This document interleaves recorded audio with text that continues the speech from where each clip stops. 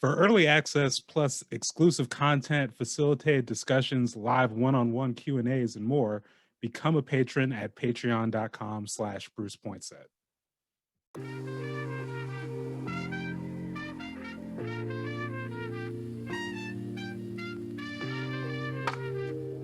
Okay, so I'm here again with the Reverend Tara Wilkins of Bridgeport United Church of Christ.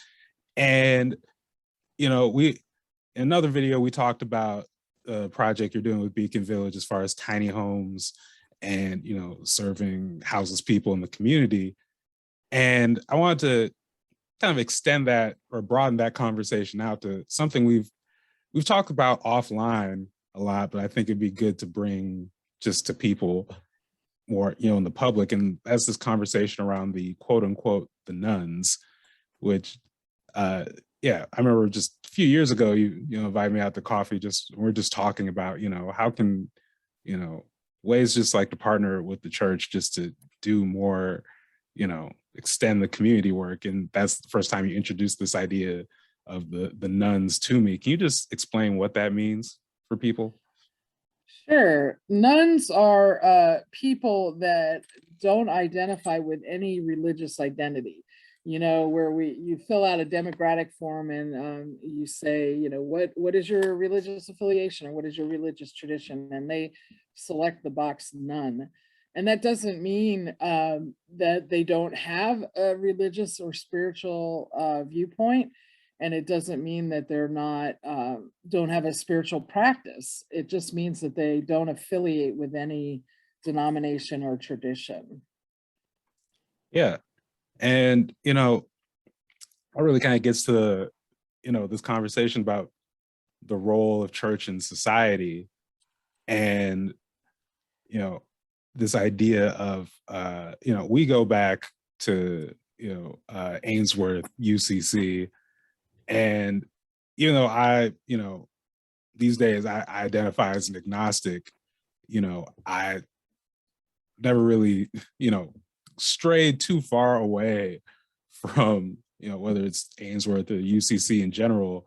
And I think part of that is just because there's very much a culture of social justice and a culture of just like, and in general, just I think with churches that, again, a lot of people, if you're outside of kind of like these houses of worship or organized religion, I feel like maybe miss that just a huge community aspect of it beyond just, service, beyond like Bible study, it's like fellowship, youth groups, even just like down to like choir, music, like there's just these so many different areas of like community and bonding that, and just serving people's, basic needs. And yeah, that extends outside of just being, like a follower of any particular religion. Mhm. So, in this moment, and we talked in the previous video about just the fact that we're in a moment like a housing crisis, and Bridgeport UCC is taking, partnering with Beacon Village to house people, not so you can convert them to Christianity, but because it's what's needed right now. And likewise, another thing you talked about when we, had that initial coffee meeting was about just how a lot of churches, I don't want to, it feels terrible to say like members are dying out, but It's fair.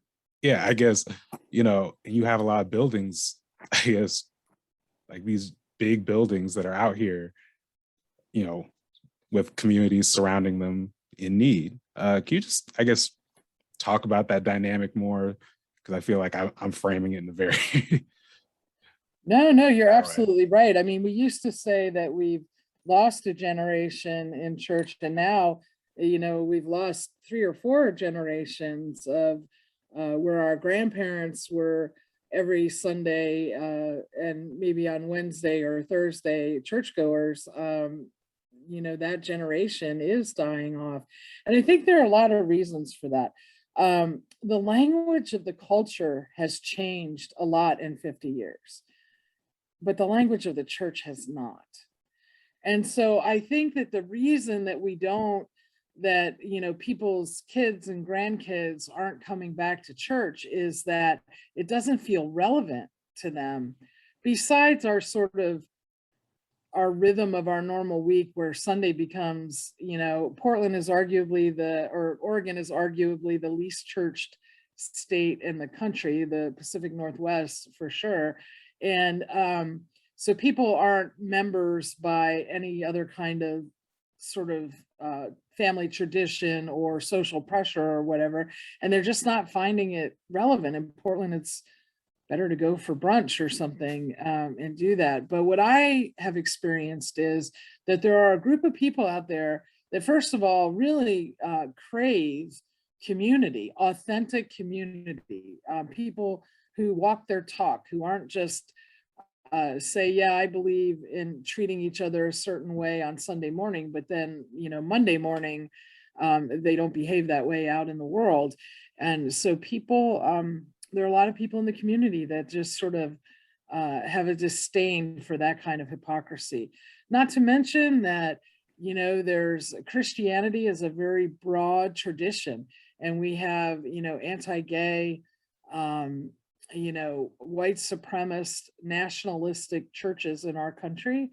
And then we have very diverse social justice oriented churches. And the public discourse tends to be framed in terms of that sort of radical evangelical type of Christianity, which many people who have no religious affiliation have a disdain for. And frankly, I have a disdain for that too, because I feel like they are bastardizing our texts, if I can say it that strongly, and living out something that is really abhorrent to what the ministry of Jesus from Nazareth really was. And so, there is that sort of struggle in the culture at large for what it means to be Christian, and people have a disdain for that. And what my hope is with our small denomination that is very social justice oriented, we believe in a faith out in the world, that our faith is not something that is just our sort of prayer and piety on Sunday morning, but our job is to reflect God's love in the world. And so that means, being an anti-racist voice. That means, we were down at the protests all last year in Portland after George Floyd was brutally murdered. It means standing up and celebrating the LGBTQ community as divine children of God. It means walking and accompanying the immigrant. And it means breaking bread with the houseless, because that's what Jesus modeled, and that's the Jesus that we follow. So we hope to be able to be in conversation with people that don't want to sign up to the church they're seeing on TV, but still have a heart to serve, or want to explore a spirituality that is broader than that. Yeah. And, you talked about kind of like some of the more like recent events, but I just think about, when I think about the UCC, and I think about my knowledge or kind of like proximity to things like anti-war movement before this, or even when we talk about the idea of like abolishing ICE has become a lot more popular. But when I think about protesting at ICE facilities, protesting a lot of this stuff, like y'all were doing that, again, long before, and it's a long tradition, which we can talk about as well, but, long before it was, in the headlines, or before, it was guaranteed to, again, get, news coverage and whatnot.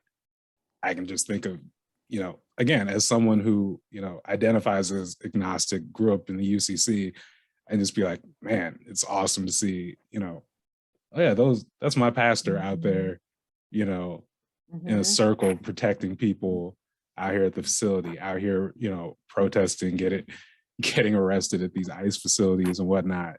Like, and that goes, again, a long way towards, because it's not for the publicity, it's not for, gaining members. It's just because it's the right thing to do. That's right. And it's, and you talked about the contrast with, some of these like these mega churches, this radical evangelicals, these white supremacist churches. Like and from a media standpoint, I get why they tend to dominate the narrative. I mean, just this week, I was watching a clip of, I forget his name. I don't particularly care to look it up or remember it. It was, one of these pastors who was talking about, he needs, the time has come for the mobile ministry and he needs a new jet. And he happens to own a fleet of jets in an airport already, but the time has come for another one. And I'm thinking, meanwhile, comparing like how much coverage that's going to get to, what the Reverend William Barber and the Poor People's Campaign is doing right now. It's, again, I get from a media standpoint and, what attracts attention and what, draws the ire of people and the emotions. I get why, but also, like it's frustrating for me. And I know it's even more frustrating for you in the work of just being like, all this stuff is out there. This, this ability, the other side of the narrative, it's not like it's not there, but just how loud and garish some of that, like, again, like you said, that radical white supremacist evangelical, like uber capitalist doesn't even begin to describe it. Right. Ideology is out there. Well, it is. And, I like you, the media covers the extreme, right? So there's a little more of a story if we can sensationalize and present a binary, but we live in the world of gray, and we live in the world where things are not always, they're more complex than can be covered in a 30-second news conversation. And so theology would be one of those topics. And, I think that what some of those churches are involved in are really heretical to what Jesus stood for. And remember, Christianity is kind of a weird religion anyway, because we follow a teacher of a different religion, right? Like Jesus wasn't forming a church. Jesus didn't form, he was trying to revolutionize and reform his own tradition. But it's his teachings that we resonate with, we who are not born Jewish, that we're following. And to speak truth to power, that when the government or the religious systems have lost the needs of the poor, or the needs are not taking care of those who need it, we call that out. And we are present with and among the people that are most in need, because it's really, we all need community, and we're not building monuments, we're building a movement. And it's important to us that, that we're not just about self-perpetuation, but rather, how can we ease the suffering in the world? How can we share God's love with those all around us? There's a teacher, Father Boyle, who says that, when Jesus stands on the margins disappear. And that's really the goal of our church, and for many churches in the UCC, that when we can stand on the margins with those who have been marginalized in society, those margins begin to disappear. And so churches that are interested just in their next $1 million whatever, I think is a gross, it's a gross misrepresentation of what we've been called to do. Yeah. And, I also want to just talk about, again, I think a lot of this work helps for those who kind of like have their, misconceptions, or didn't say misconceptions, but just, their idea of the church is kind of focused on sort of, again, that more radical evangelical side.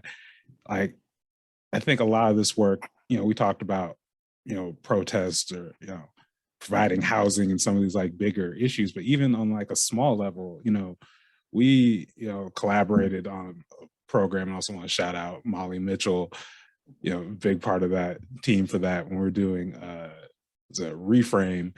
But, we're doing something as like, people get this idea of, what they can or can't do, even in like the church space, again, just based on assumption or, and, we did a thing where we're watching The Handmaid's Tale and, just doing a little potluck, watch The Handmaid's Tale, have conversation.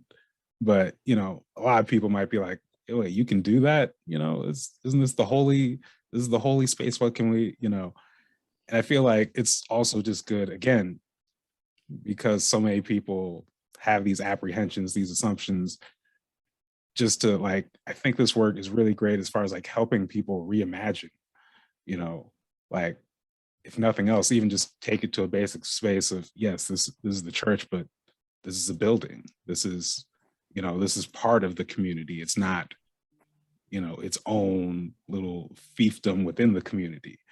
So, and it also kind of like, again, it gets back to like this historical, just this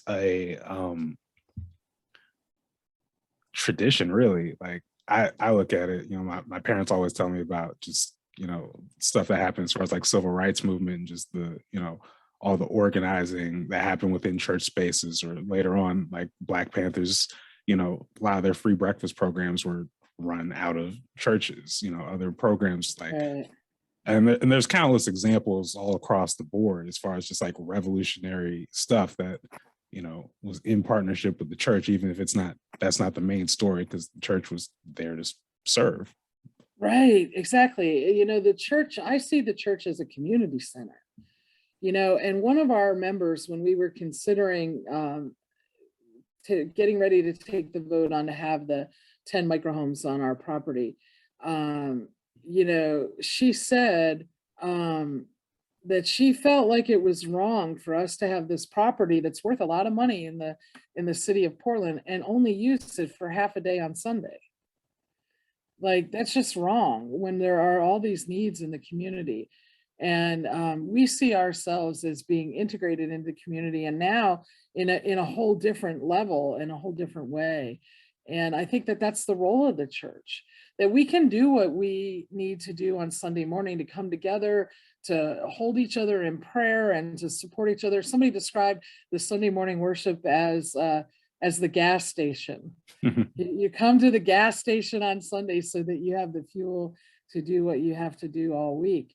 And I think it's important to build relationships and to be present and to do what we can, regardless of whether or not people come in on Sunday morning. Of course, we hope that they can and that they will, especially once we can be safely back gathering together.